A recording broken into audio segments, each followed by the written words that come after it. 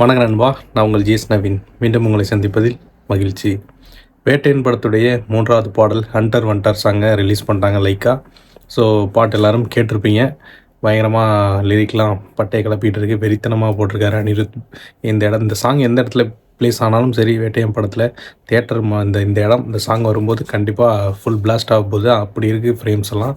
அதுவும் இந்த பாட்டில் குறிப்பாக பார்த்தீங்கன்னா, தலைவருக்கு ஒரு ட்ரிபியூட் பண்ணுற மாதிரி நிறையா அந்த பழைய பாடல்களில் உள்ள சீன்ஸ்லாம் அழகாக அனிமேட் பண்ணி வச்சுருந்தாங்க. அதெல்லாம் பார்க்கும்போது ஒரு நாஸ்டாலஜியான ஒரு மூமெண்ட்ஸாக இருந்துச்சு. குறிப்பாக பார்த்தீங்கன்னா, அந்த பாபா படத்தில் தலைவர் வச்சிருந்த கத்தியோடைய ஒரு ஃப்ரேம் இருந்தது.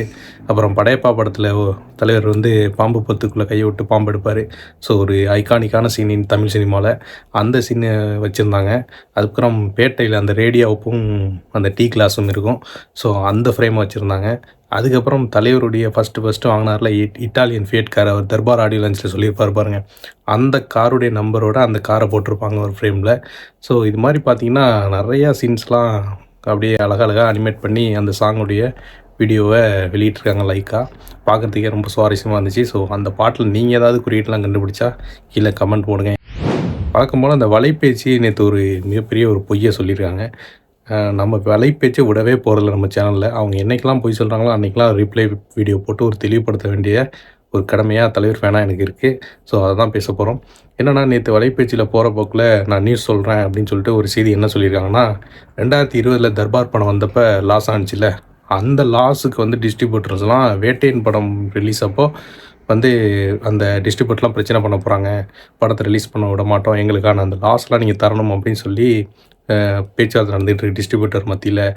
வேட்டையன் ரிலீஸ் டைமில் டிஸ்ட்ரிபியூட்டர்லாம் பிரச்சனை பண்ணுவாங்க அப்படிங்கிற மாதிரி ஒரு நியூஸை சொல்லியிருந்தாங்க வலைபேச்சு நேற்று வீடியோவில். ஸோ இந்த இஷ்யூவில் பார்த்திங்கன்னா, வலைபேச்சு சொன்ன இந்த விஷயம் முழுமையான பொய்னா ஒரு வடிகட்டின பொய்.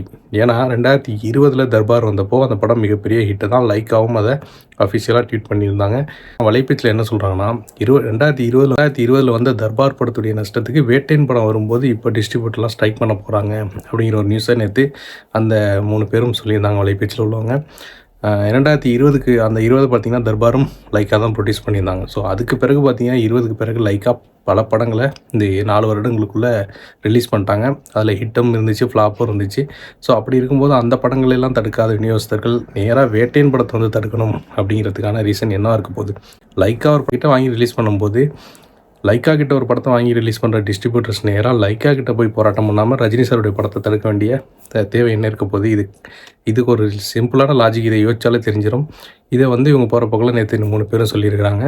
ஸோ இந்த வலைபேச்சு இப்படி தொடர்ந்து பொய்களை சொல்கிறதுக்கான காரணம் நமக்கு இது வரைக்கும் தெரியல. தலைவரை எப்பயுமே டிகிரேட் பண்ணுறதுல ரொம்ப ஒரு முக்கியமாக ஒரு வேலையாகவே 24 மணி நேரம் பண்ணுறாங்க. இந்த அந்தணன், நான் அன்றைக்கே சொல்லியிருந்தேன், வலைபேச்சு அந்தணன் அவருடைய யூடியூப் சேனலில் என்ன போட்டிருந்தார், கூலி படத்துடைய ஷூட்டிங் ஸ்பாட்டில் தான் தலைவருக்கு இந்த ஃபைட் சீனில் லோகேஷ் கனகராஜால் உடம்பு முடியாமல் போயிடுச்சு அப்படிங்கிற மாதிரி ஒரு மிகப்பெரிய அபண்டமான குற்றச்சாட்டை வச்சுருந்தார்.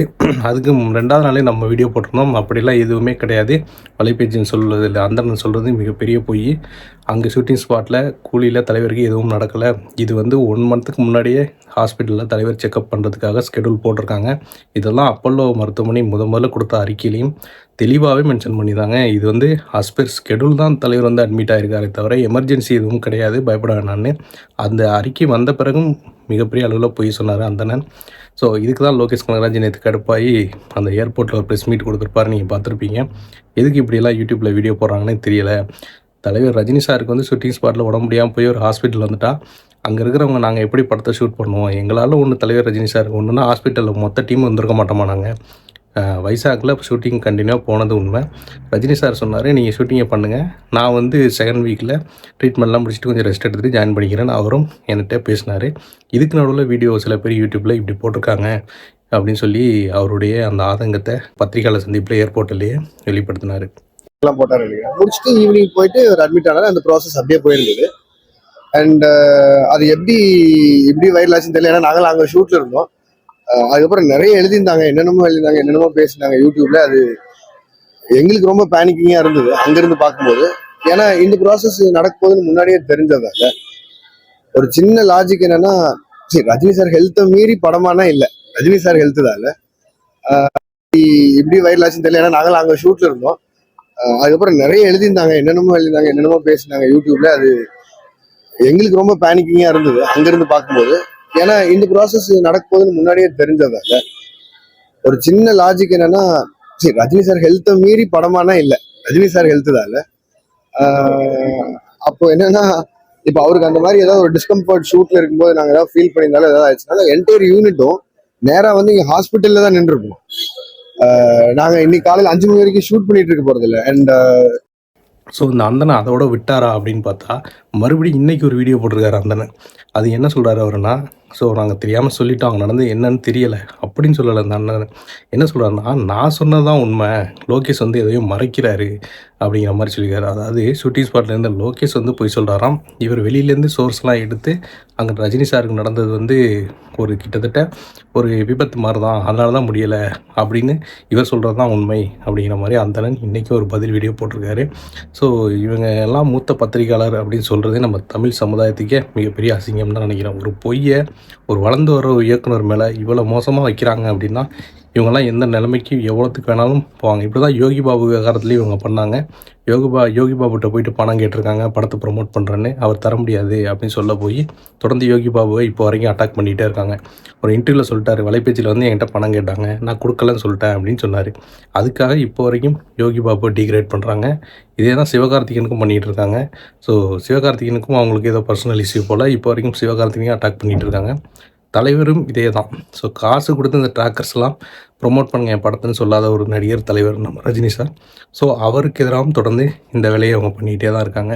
ஸோ இவங்க பண்ணுற எந்த வேலையும் நம்ம விட போகிறதில்ல. அவங்க ஒரு பொய்யான செய்தியை பரப்பும்போது அதுக்கான பதில் நம்ம தரப்பில் கொடுத்துக்கிட்டே தான் இருக்க போகிறோம். தொடர்ந்து காத்திருங்கள். இன்னும் பல தகவல் நம்ம சேனலில் கொடுக்க போகிறோம். வேட்டையின் ரிவ்யூ, அந்த பாக்ஸ் ஆஃபீஸ் எல்லாமே தொடர்ந்து வரப்போகுது. தொடர்ந்து சேனலை சப்ஸ்கிரைப் பண்ணுங்கள். சப்ஸ்கிரைப் பண்ணாமல் பார்க்காதீங்க. நன்றி, பாய்.